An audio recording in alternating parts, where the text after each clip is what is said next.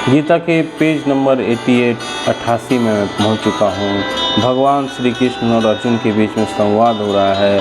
भगवान श्री कृष्ण अर्जुन को समझा रहे हैं कि अर्जुन, आत्मा अणु से भी छोटा है, उसे तो कोई मार ही नहीं सकता। और अगले श्लोक में क्या बोलते हैं ये समझते हैं। देहि नित्य वध्यो दहम दहे सर्वस्य भारत तस्मात् स सर्वावनि भूतानि न त्वं सोची तुम हर्षि। यानी हे भरतवंशी, शरीर में रहने वाले देही को कभी भी वध नहीं किया जा सकता, अतः तुम्हें किसी भी जीव के लिए शोक करने की आवश्यकता नहीं है।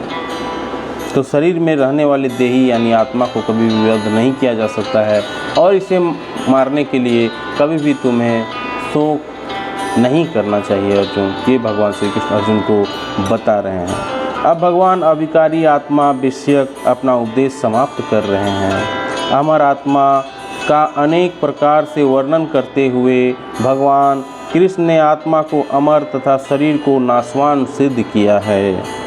अतः क्षत्रिय होने के नाते अर्जुन को इस भय से युद्ध में उसके पितामह भीष्म और गुरु द्रोण मर जाएंगे, अपने कर्तव्य से विमुख नहीं होना चाहिए।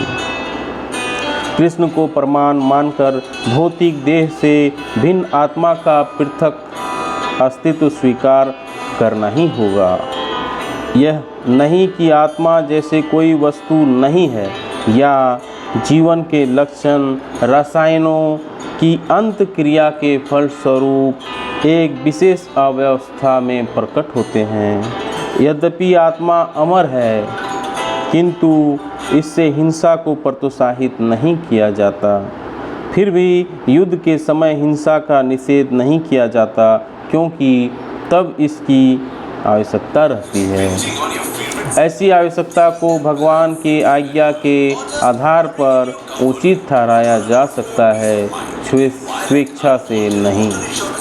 तो आत्मा अमर है, और ये आत्मा अमर है इसका मतलब ये नहीं कि हिंसा को प्रोत्साहन किया जा रहा है। हिंसा यहाँ पे प्रोत्साहन नहीं किया जा रहा है। यहाँ वे पापी लोगों को मारने की कोशिश की जा रही है जो समाज के लिए बहुत घातक सिद्ध हो रहे हैं, जो एक राजकन्या को पूरे राजमहल में के सामने लोगों के सामने नंगा करना चाहते हैं। ऐसे लोगों का वध करना ही उचित है।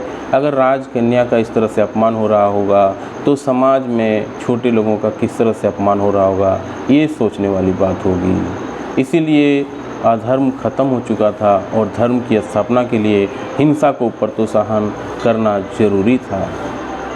सव धर्मपि चावेक्षना विकी निपुम हर्षि धर्म युद्धि युधाक्षो न्याय क्षत्रिय न विद्यते।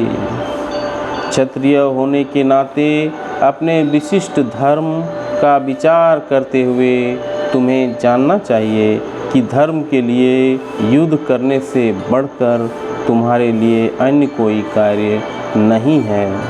अतः तुम्हें संकोच करने की कोई आवश्यकता नहीं है।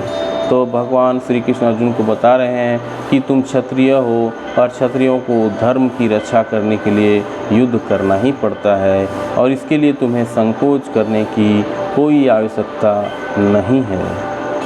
सामाजिक व्यवस्था के 4 वर्णों में द्वितीय वर्ण उत्तम शासन के लिए है, जिसे क्षत्रिय कहते हैं। क्षत का अर्थ है चोट खाया हुआ, जो क्षति से रक्षा करे वह क्षत्रिय कहलाता है। क्षत्रियों को वन में आखेट करने का प्रशिक्षण दिया जाता है। क्षत्रिय जंगल में जाकर शेर को ललकारता है और उसके सामने अपनी तलवार से लड़ता है। शेर की मृत्यु होने पर उसकी राजसी ढंग से अंत्येष्टि की जाती है। आज भी जयपुर रियासत के क्षत्रिय राजा के इस प्रथा का पालन करते हैं। क्षत्रियों को विशेष रूप से ललकारने तथा मारने की शिक्षा दी जाती है, क्योंकि कभी कभी धार्मिक हिंसा अनिवार्य होती है। इसलिए क्षत्रियों को सीधे संन्यास ग्रहण करने का विधान नहीं है। राजनीति में अहिंसा कूटनीतिक चाल हो सकती है, किंतु यह कभी भी कारण या सिद्धांत नहीं रही। धार्मिक संहिताओं में इसका उल्लेख मिलता है। तो क्षत्रियों को धर्म की रक्षा के लिए ये द्वितीय वर्ण होते हैं। और भगवान श्री कृष्ण यही समझाना चाहते हैं कि तुम्हें युद्ध तो करना पड़ेगा, तुम क्षत्रिय हो, धर्म की रक्षा तुम्हें करनी पड़ेगी। अगले श्लोक में क्या बोलेंगे भगवान श्री कृष्ण, ये कल समझेंगे। तब तक के लिए अगर वीडियो अच्छी लगे लाइक एंड शेयर जरूर करें। जय हिंद, वंदे मातरम।